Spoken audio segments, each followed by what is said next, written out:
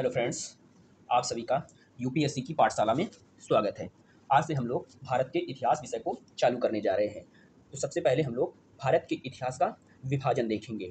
तो भारत के इतिहास को विभाजन को मुख्यतः दो प्रकारों से पढ़ा जाता है। तो सबसे पहले हम लोग देखेंगे साम्राज्यवादी इतिहासकार, या जिन्हें ही कहा जाता है उपनिवेशवादी या यूरोपीय इतिहासकार। तो यूरोपीय इतिहासकारों ने भारत के इतिहास को तीन भागों में विभाजित किया है: प्राचीन भारत, मध्य भारत और आधुनिक भारत। तो प्राचीन भारत जो है, इसको उन लोगों ने मानव के आगमन से लेकर 712 ईस्वी में जब भारत में मोहम्मद बिन कासिम आता है, तो उसके पीरियड को प्राचीन भारत के रूप में वर्गीकृत किया है। इसी प्रकार से मोहम्मद बिन कासिम से लेकर जब भारत में प्लासी की घटना 1757 में घटित होती है, तो इसके बीच के काल को उन्होंने मध्यकाल के रूप में वर्गीकृत किया। तथा कुछ इतिहासकार ऐसे भी हैं जो औरंगजेब की मृत्यु को आधार मानकर मोहम्मद बिन कासिम से लेकर औरंगजेब की मृत्यु के समय तक के समय को मध्यकाल के रूप में विभाजित करते हैं। ठीक इन्हीं दो घटनाओं को आधार बनाते हुए यदि प्लासी की घटना को आधार बनाया जाता है, तो 1757 से लेकर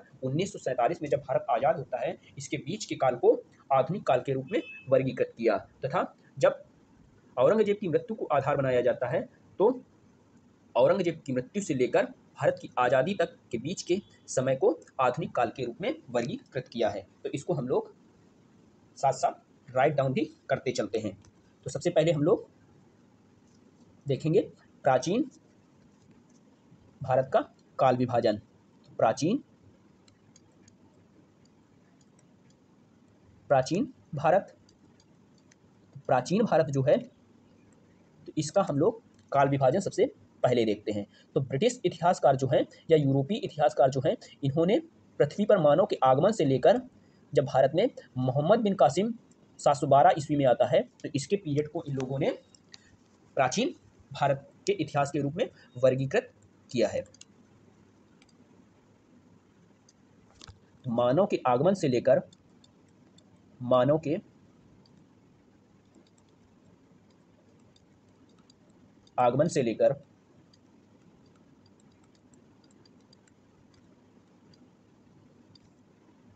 712 ईस्वी तक के समय को प्राचीन भारत के रूप में वर्गीकृत किया जाता है। तो 712 ईस्वी में मोहम्मद बिन कासिम भारत आता है। मोहम्मद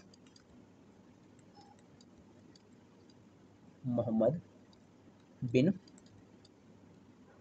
कासिम, ये हो गया प्राचीन भारत का काल विभाजन। अब हम लोग देखते हैं मध्यकाल।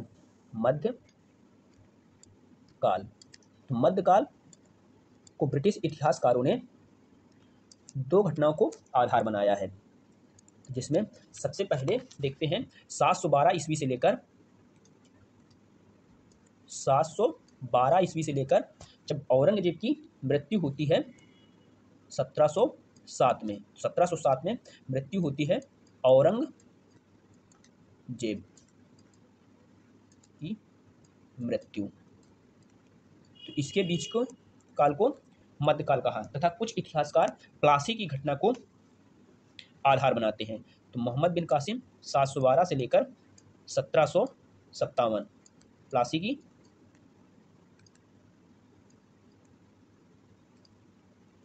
प्लासी का युद्ध जो हुआ था, उस घटना को आधार मानते हैं, प्लासी का युद्ध। तो ये हो गया मध्यकाल का विभाजन। अब देखते हैं आधुनिक काल। तो आधुनिक काल जो है, इन्हीं दो घटनाओं को आधार मानकर आधुनिक काल का निर्धारण किया जाता है। आधुनिक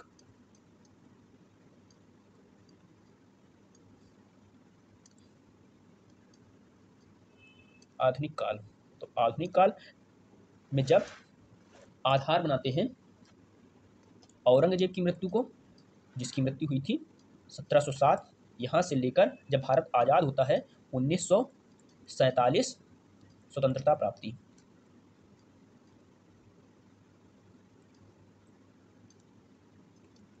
इसके बीच को के काल को आधुनिक काल के रूप में पढ़ा जाता है। तथा कुछ इतिहासकार जब प्लासी की घटना को आधार मानते हैं, तो उससे लेकर 1757 से लेकर 47 के बीच के काल को आधुनिक काल के रूप में विभाजित करते हैं। तो ये हो गया ब्रिटिश इतिहासकारों द्वारा भारत के इतिहास का विभाजन। अब हम लोग देखते हैं कि जो उपलब्ध सामग्री या साक्ष्य उत्खनन से या खोजों से प्राप्त हुए हैं, उनके आधार पर भारत के इतिहास का विभाजन। तो हेडिंग डालिए, इतिहास का वर्गीकरण उपलब्ध सामग्री के आधार पर। इतिहास का वर्गीकरण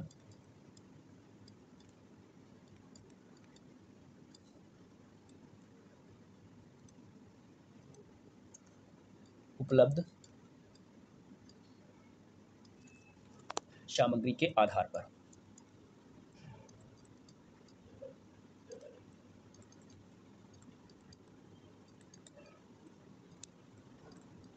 तो ये हो गई हेडिंग।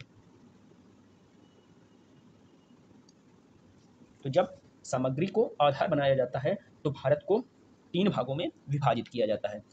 प्राग ऐतिहासिक काल, जिसे कहा जाता है प्री हिस्टोरिक एज, इसे ही कहा जाता है पाषाण काल। फिर इसके बाद आता है आद्य ऐतिहासिक काल, फिर आता है ऐतिहासिक काल। तो इनको हम लोग क्रमवार तरीके से देखते हैं। तो सबसे पहले देखते हैं प्राग ऐतिहासिक काल के बारे में। तो हेडिंग डालिए, अभी हम लोग केवल भारत के इतिहास का विभाजन कर रहे हैं, तो किस प्रकार से भारत के इतिहास को पढ़ा जाता है। फिर इसके बाद हम लोग विस्तार से भारत के इतिहास का अध्ययन करेंगे, प्राचीन भारत का इतिहास, मध्य भारत का इतिहास और आधुनिक भारत का इतिहास। तो इसमें हम लोग उपलब्ध सामग्री के आधार पर भारत के इतिहास का विभाजन कर रहे हैं। तो हेडिंग डालिए इसमें प्राग ऐतिहासिक काल। प्राग ऐतिहासिक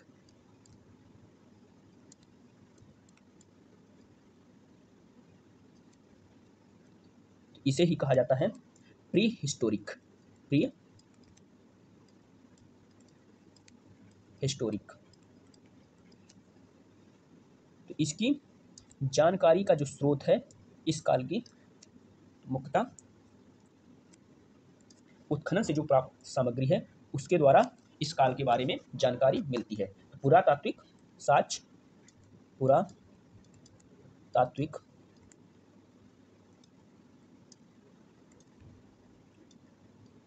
पुरातात्विक साक्ष्य, आर्कियोलॉजिकल जो एविडेंस प्राप्त हुए हैं उसके माध्यम से इस काल के बारे में जानकारी मिलती है। तो इस समय का जो मानव है वो लिखना पढ़ना नहीं जानता था, तो जिसकी वजह से इस काल की से कोई भी लिखित सामग्री प्राप्त नहीं होती है। तो लिखित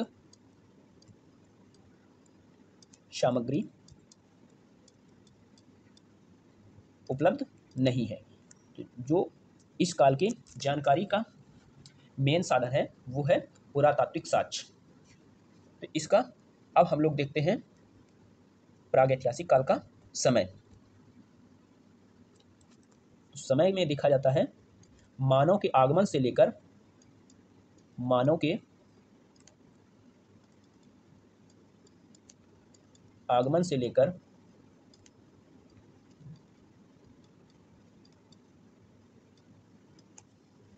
3000 BC के समय को इसके अंतर्गत सम्मिलित किया जाता है। प्रागैतिहासिक काल को ही कहा जाता है पाषाण काल। एक इसका अन्य नाम है पाषाण काल। तो जब हम लोग इसका विस्तार से अध्ययन करेंगे तो पाषाण काल को भी 3 भागों में विभाजित करेंगे, उच्च पुरा पाषाण काल, मध्य पाषाण काल और नव पाषाण काल के रूप में इसको विभाजित करेंगे। परंतु अभी हम लोग केवल इसको भारत के इतिहास को उपलब्ध सामग्री के आधार पर इसका विभाजन कर रहे हैं। तो ये हो गया प्राग ऐतिहासिक काल। अब हम लोग देखते हैं आद्य ऐतिहासिक काल। तो हेडिंग डालिए, आद्य ऐतिहासिक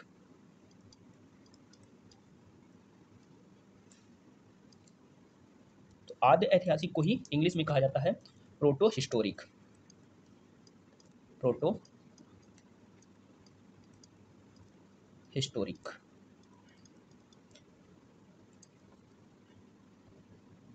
प्रोटो हिस्टोरिक। तो इसमें इस काल के बारे में जो जानकारी के मुख्य साधन हैं वो है पुरातात्विक साक्ष्य, पुरातात्विक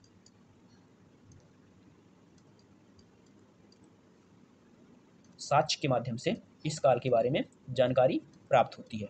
साथ ही साथ इस समय का जो मानव है लिखना पढ़ना जानता था, तो जिससे यहाँ पर लिखित सामग्री भी प्राप्त हुई है। लिखित सामग्री उपलब्ध है। लिखित सामग्री उपलब्ध तो है, किंतु जो वर्तमान समय का जो मानव है उसके द्वारा इसको पढ़ा नहीं जा सका है। तो जैसे इस काल के रूप में जो भारत में एक महान सभ्यता का विकास हुआ, जिसे सिंधु घाटी सभ्यता के रूप में जाना जाता है, उस समय का जो मानव है वो लिखना पढ़ना तो जानता था, किंतु वर्तमान समय का जो मानव है उसने उसकी जो लिपि है उसको पढ़ नहीं सका है, किंतु उस समय का जो मानव है वो लिखना पढ़ना जानता था। तो लिखित सामग्री के माध्यम से इस काल के बारे में जानकारी प्राप्त करने की कोशिश की जाती है। साथ ही साथ अब हम लोग देखते हैं इस काल का समय। तो इसका समय है 3000 BC से लेकर 600 BC। 600 BC। तो इसमें मुख्यतः आदि ऐतिहासिक काल में मुख्यतः पढ़ा जाता है सिंधु घाटी सभ्यता, सिंधु घाटी सभ्यता को। तो सिंधु घाटी की जो सभ्यता है यह भारत के पश्चिमी क्षेत्र में विकसित एक नगरीय सभ्यता थी। नगरीय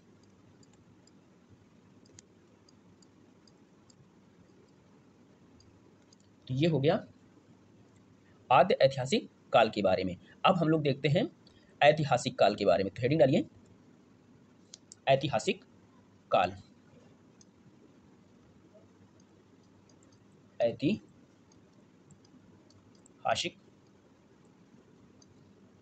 तो इसे ही कहा जाता है हिस्टोरिक। तो इसमें क्या है, यहाँ पर उत्खनन से प्राप्त जो सामग्री है उससे भी जानकारी प्राप्त होती है, साथ ही साथ यहाँ पर लिखित सामग्री भी प्राप्त होती है, तथा कुछ विदेशी जो इतिहासकार हैं उन्होंने जो कई किताबें लिखी या विवरण लिखे हैं उसके माध्यम से इस काल के बारे में जानकारी मिलती है। तो इसका जो समय पीरियड है 600 BC के बाद का समय है। तो 600 BC के बाद का समय है, तो इसको भी हम लोग राइट डाउन करते हैं। पुरातात्विक साक्ष्य, पुरातात्विक साक्ष्य, इसके माध्यम से इस काल के बारे में जानकारी प्राप्त होती है। साथ ही साथ इस समय का जो मानव है पूरी तरह से लिखने और पढ़ने में सक्षम था, तो जिससे यहाँ पर लिखित सामग्री भी प्राप्त होती है। लिखित सामग्री, तो इनकी जो लिखित सामग्री है, ये जो लिपि प्रयोग करते थे, इसको वर्तमान समय का मानव पढ़ने में सक्षम है। लिखित सामग्री, लिखित सामग्री भी उपलब्ध है। साथ ही साथ विदेशी जो इतिहासकार हैं उन्होंने विदेशी विवरण या विदेशी इतिहासकारों ने जो यात्रा वृत्तांत लिखे हैं तो उसके माध्यम से भी भारत के इतिहास के बारे में जानकारी मिलती है। तो विदेशी विवरण,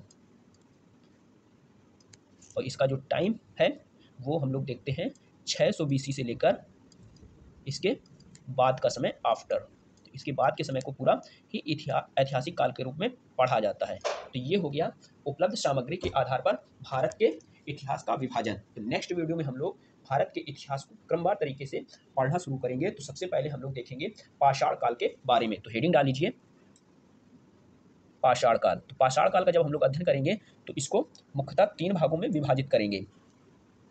तो इसमें हम लोग पूरा पाषाण काल देखेंगे, फिर इसके बाद मध्य पाषाण काल देखेंगे और नव पाषाण काल देखेंगे। तो हेडिंग डाल लीजिए पाषाण काल।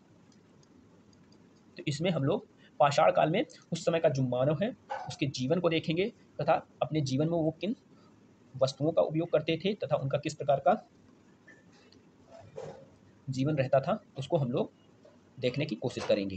तो इस वीडियो को हम लोग यहीं तक रखते हैं। तो वीडियो अच्छा लगा हो तो वीडियो को लाइक करें, कमेंट करें तथा बेल आइकन को जरूर प्रेस कर लीजिए, जिससे कि वीडियो सबसे पहले आप तक पहुंच सके। आप सभी का बहुत बहुत धन्यवाद।